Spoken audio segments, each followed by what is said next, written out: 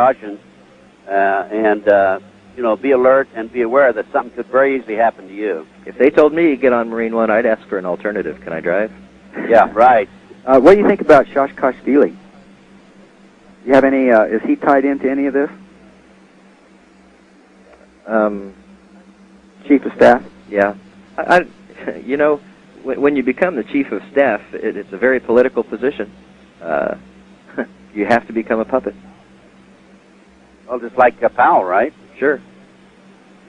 You don't get in that position just because you're the best general there is. That's not true at all. You get in that position because you're the one who the president feels he can get the most production out of. And he can tell what to do without getting any back talk. That's right. But like, was he ever tied in with Bush and some of these drug operations or anything like that? Not that I'm aware of. Okay. Well, he has to be a New World Order man, though. Oh yes, if he's the Chief of Staff, Joint Chief of Staff, he is a New World Order man. As is Albright, Secretary of State, who didn't know of her ancestry before. Right. Remember to mention Henry Hyde again. I think that's very interesting. Okay, Henry Hyde. Let's talk about Henry Hyde. I'm going to hang up and listen. Thank you, gentlemen. All right. Thanks, John from Colorado, Denver. Talk about Henry Hyde. Go ahead. We've already talked about him on the show earlier. A congressman from Illinois who was the man that kept records of the Black Ops operation, drugs and guns and so forth for the CIA, right? That's correct. Uncle Henry, Mr. Hyde is the one who sets up the funding accounts for the proprietary companies.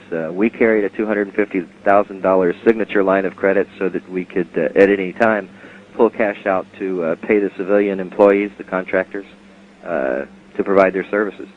And so, okay, did you have to pull money out in order to pay for the civilian contractors? That's correct. I'd pull it out on a signature loan, and within a week it would be replaced.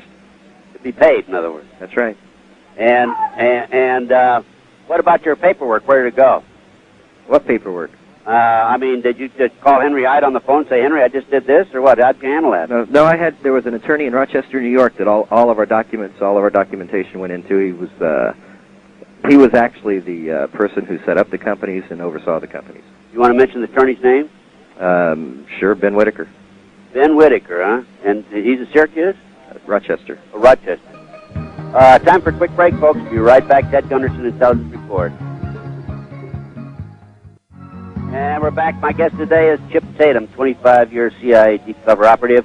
Folks, call 1-800-205-6245. Send $49.95 into American Freedom Network for 12 hours of interviews between me and Chip. He's giving you information. You need to take it, put it on a video, which we're going to do for you. Get it out to your friends. Make copies. What a wonderful gift. I mean, it's educational. You've got to know what's going on. It's important that we educate each other. Also, folks, I am in the process of trying to do something about the FBI. It's been corrupted, obviously, as other agencies have. And I'm setting up a new foundation. It's called Restore the FBI Foundation. And I need your financial help. And I'm asking everybody listening, just send me $1. We got 3 million people out there. Send me $1. That'll be enough for me to get these letters. I want to get a letter out to every ex-FBI agent. There's more than 7,000. It's going to run me between $4,000 and $4,500, and I need your help to do it. So send me a check today to Ted Gunderson, Gunderson, Post Office Box 18,000. That's 18000-259, Las Vegas, Nevada 89109. Okay, Chip. Did you have anything else you wanted to cover or wanted to mention? We need to go back and talk about Mr. Whitaker. So you would take out, say, $50,000, give it to a civilian. What would his assignment be? Whatever the assignment was, our Archer teams were 5-man teams, 5 men including me. I was the 5th man. The pay was $50,000 per mission to complete the mission, whatever that mission was. Some of them were half that. Some were $25,000 a mission. To give you an example of one of the missions they had, there was a man called Ramon Navarro, who was in charge of setting up all the cocaine kitchens in Central America for Bush and North. I go through that with the documents in the Tatum Chronicles, and we'll give a number later for that. But these documents are there. I mean, they hang these guys.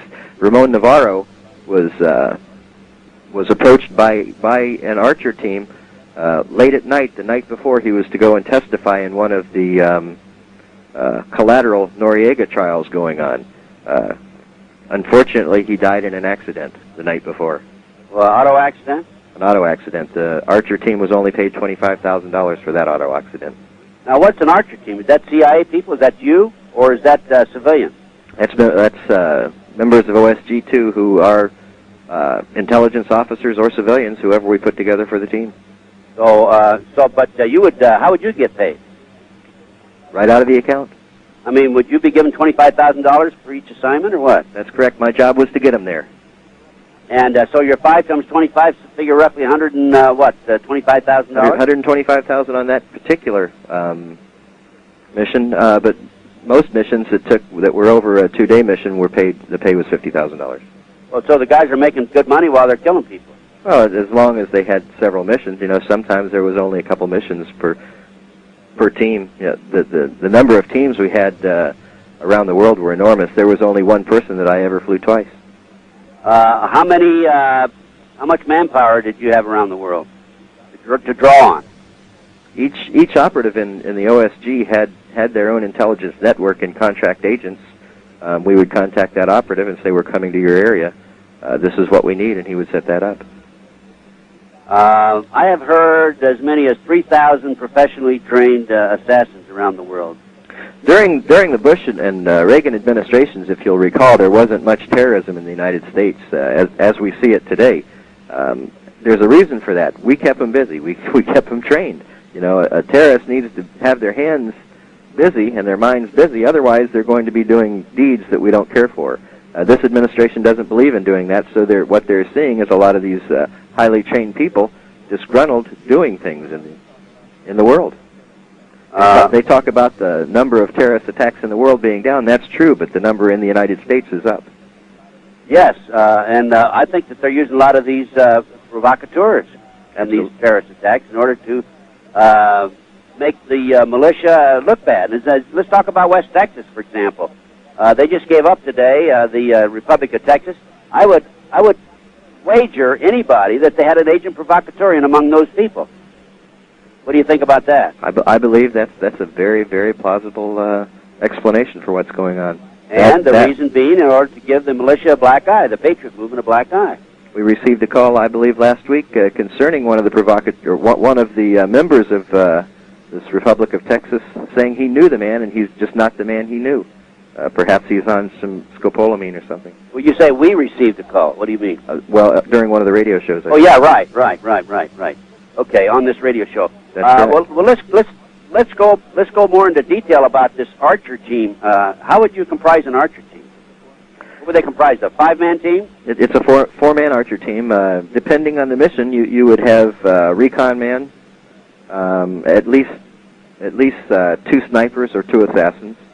Depending on if that's what you're going to do. If you're not going to assassinate, then you don't need those. So you need just sometimes we delivered computer technicians into other countries to collect data, to move financial accounts around, so that certain leaders wouldn't have access to their money. And we told them, if you want your money, do what we say. They did.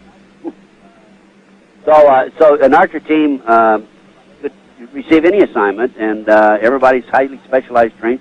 Were these Archer teams, were they contract people like civilians, or were they actually trained CIA personnel? Some of them were trained Mossad agents. Some of them were trained British intelligence agents. Some were Danish intelligence agents.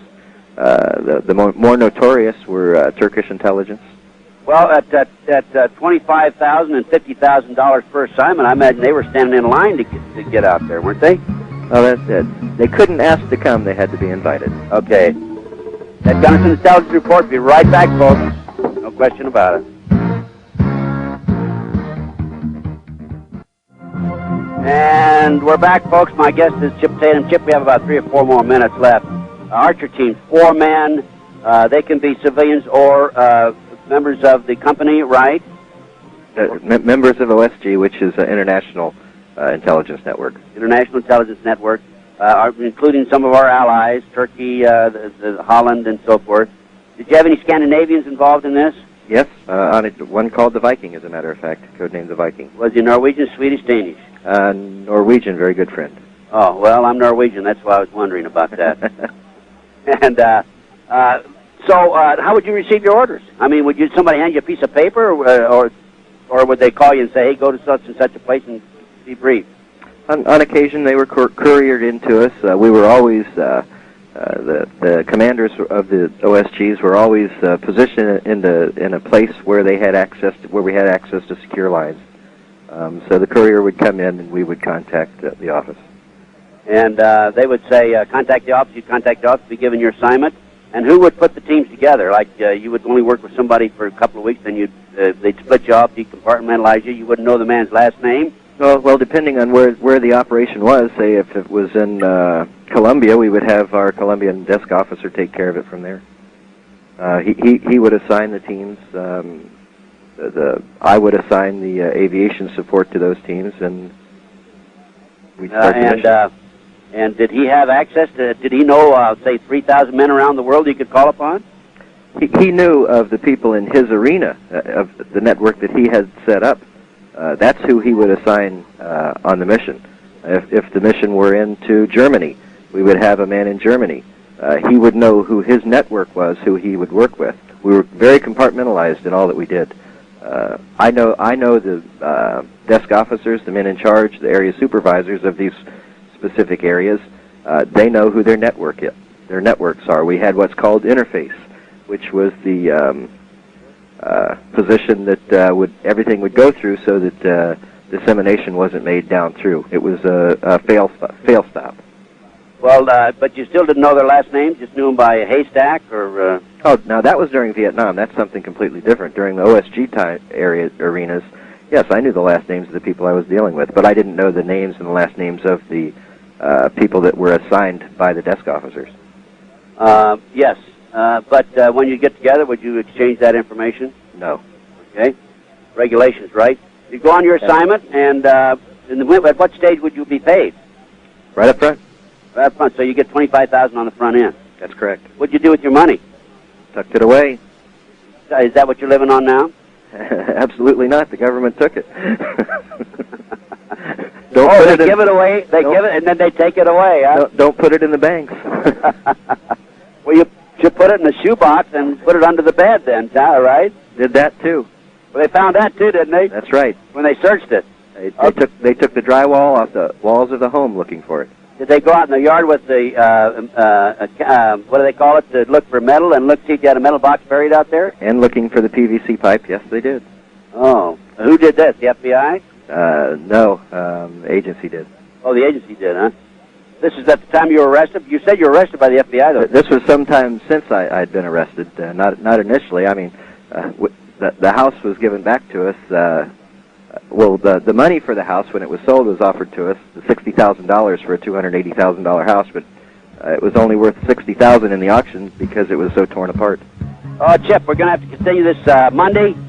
Great to have you on the show again, folks. Tune in Monday. We'll be right back in 3 days. Ted Gunderson Intelligence Report.